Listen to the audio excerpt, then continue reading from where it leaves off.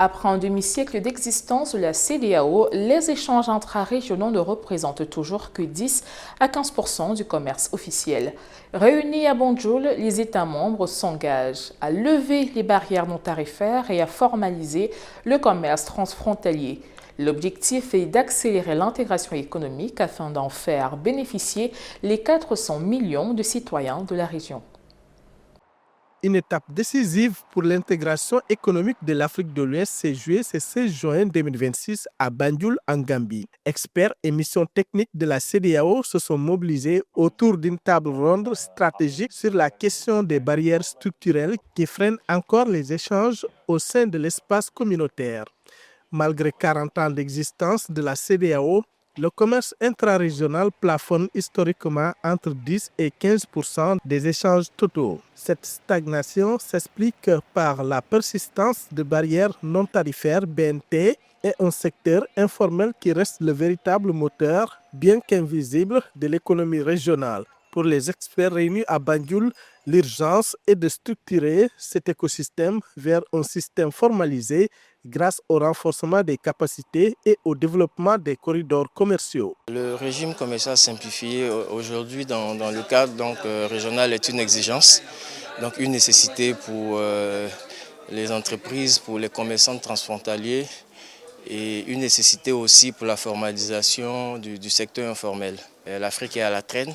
Aujourd'hui, au niveau de notre région, on est encore à la traîne. En termes d'intégration, on a du chemin à faire. Nos volumes d'échange tournent autour des 12-15%.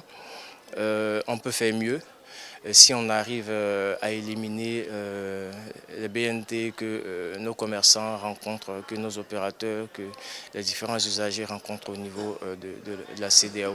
Le constat est frappant. Si les statistiques officielles sont faibles, la réalité du terrain est tout autre. En intégrant le commerce informel, le volume des échanges entre pays voisins bondirait de manière spectaculaire. Aujourd'hui, il y a des difficultés au niveau des frontières. Et c'est pour cela que la commission de la CEDEAO nous propose un régime commercial simplifié pour tenir compte de ces produits-là et qui font le gros lot des échanges informels d'un pays à l'autre dans la région aujourd'hui. Et donc, c'est une bonne solution.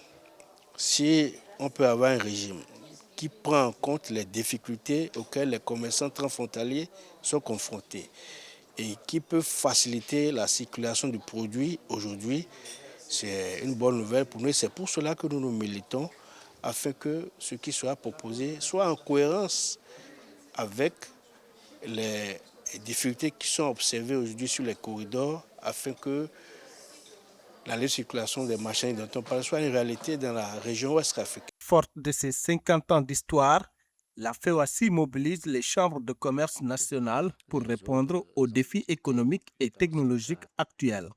L'objectif est de transformer cet instrument en un moteur plus impactant pour la prospérité durable de l'Afrique de l'Ouest. Nous, au niveau des chambres de commerce, mes présidents, la conclusion à laquelle nous sommes parvenus est qu'il faut renforcer la coopération avec la CEDEAO.